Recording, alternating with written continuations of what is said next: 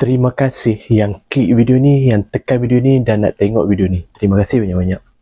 Terima kasih juga yang pernah tengok video-video sebelum ni. Tak tengok lagi video-video sebelum ni, boleh tekan dekat atas ni ataupun dekat bawah ni. Saya sediakan link playlist Nara Main koleksi video produk-produk yang saya guna pakai. Bolehlah tengok, bolehlah beli nak beli. Untuk kali ni saya ada tumbler.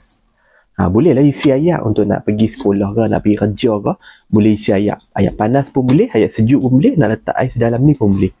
Sebab dalam ni dia kedap udara tau.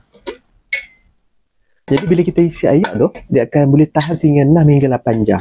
Sesuai lah untuk yang suka minum ais tu, boleh letak dalam ni. Yang suka minum panas pun boleh letak dalam ni juga. Kat dalam ni dia ada straw yang macam ni tau.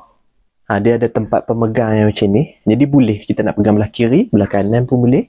Tapak bawah ni sesuai untuk semua jenis cup holder di dalam kereta tau. Jadi bolehlah letak dalam kereta, dekat mana-mana yang cup holder tu boleh letak. Sebab tapak dia sama. Nak guna dia pun mudah je. Kita cuma tekan kat sini. Okay.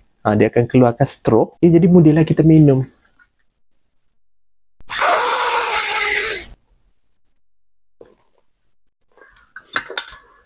Nak tutup pun boleh tutup macam tu.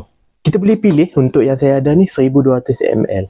Warna pun boleh pilih. Jadi mudahlah kita nak bawa bekal air tu kan. Jadi mudah. Kita boleh letak air panas, air sejuk, nak letak ais cube pun boleh. Jadi mudahlah. Dia boleh tahan sehingga 6 jam. Okay, dalam kotak ni dia bagi sekali dengan straw tambahan yang macam ni. Okey, dapat sekali dengan berus pencuci dalam ni. Jadi kita mudahlah kita nak cuci kat dalam-dalam ni kan. Jadi mudah kita boleh cuci. Nak beli tumbler yang macam ni, boleh tekan produk kat bawah ni. Bantu saya dengan menekan butang like, ataupun nak bagi komen, ataupun nak share video ni, ataupun nak bantu saya dengan menekan butang subscribe. Tekan subscribe. Terima kasih menonton. Jumpa lagi video seterusnya.